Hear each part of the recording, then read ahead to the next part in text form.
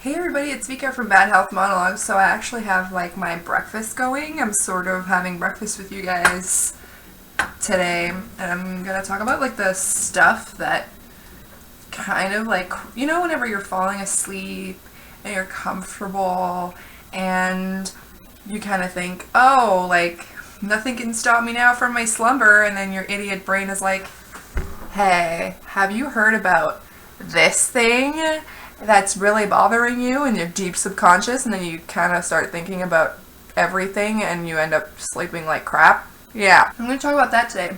Oh my god, this mango is like really sour. Ugh. One of the things that has crossed my mind a lot is, like I guess I'm at that age where I start thinking about if I want to have kids. And I'm also dating somebody that's older than me by quite a bit. So, these are things that we've discussed. We've had like a pregnancy scare, early relationship, because I'm super irregular, and I really I didn't have my period for like 2.5 months or something like that, so we got pretty scared. So we've talked about it, and I went from a solid no as I was growing up to a solid yes, but later to a solid maybe. I don't know, it depends what my health is gonna do to me. And pancake bite. Those gluten-free pancakes are pretty solid, by the way. 10 on 10. Would recommend.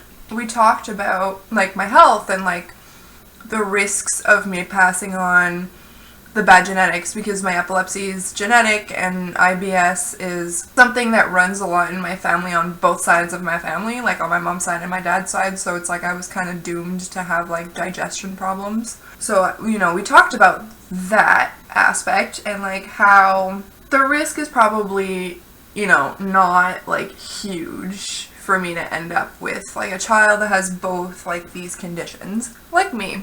But my big worry is more like if I'll be able to take care of the kid if I ever have a bad day, They're still pretty close together, and I know I'm not like anywhere near close to the deciding if I want kids. Like I want to go back to school first, and that's at least going to be like 4 or 5 years of my life. So, it's not right away. Things do have time to change, but it's something that like my brain comes up with like constantly, these things, And it's something that I do think about, and it's something that I am curious about, like how other people who have sort of like health disorders that make them physically unable to sort of get up and deal with their own shit, like what their decision was and how it went for them. Like, do they regret not having kids? Do they regret having kids because they can't be there enough for them?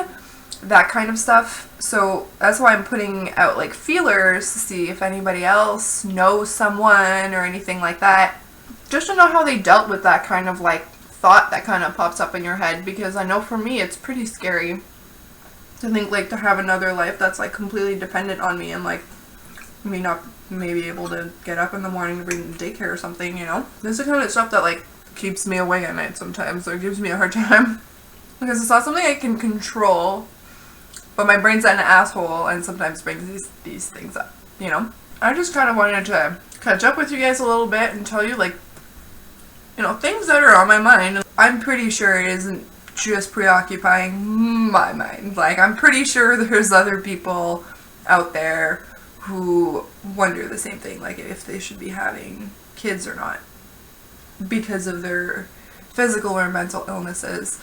So I kind of wanted to share that with you guys, to sort of let you know that disease does make us question our ability to properly adult, and how maybe, disease sort of puts up a barrier for some people to do something that they'd love to do but just can't, like traveling or having children or, that kind of stuff. Even having like a dog where you're like, I don't have a backyard and I can't go every day to go walk the dog, like you'd like to have that companionship and you can't.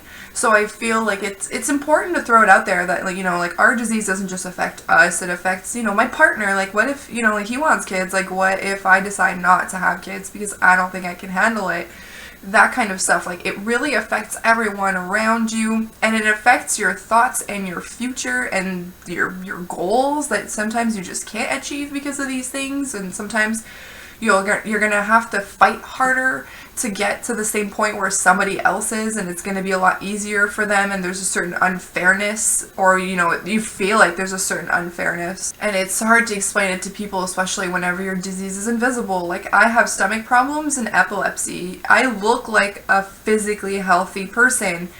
Nobody knows unless I tell them that I'm actually pretty sick, and like that I need to constantly be wary about like what I eat, and like no kombucha tea because it gives me seizures, and I make sure that I sleep enough, and like all of these things that I have to do. Like, it's not something a usual 24-year-old has to take care of like on their day-to-day basis. You know what I mean? Like, I don't go out, I don't party, and I don't do any of that because I can't. Like, it's just these things. So I learned to be disinterested and to be interested in other stuff, obviously, but it's just to throw that kind of out there, that sometimes these things don't just affect us, and that it kind of sucks. So on that note, I'm going to let you guys go. I'm going to finish eating my delicious pancakes, which are delicious. Again, 10 on 10. Oh, I will see you all next time. I don't know what I'm going to talk about. Obviously, as per usual, I don't even know why I bother telling you guys this anymore. So I will see you all on another time, and with another subject that preoccupies my mind. And I hope that you all have a really nice weekend. Have yourselves a really nice day, everyone. Bye.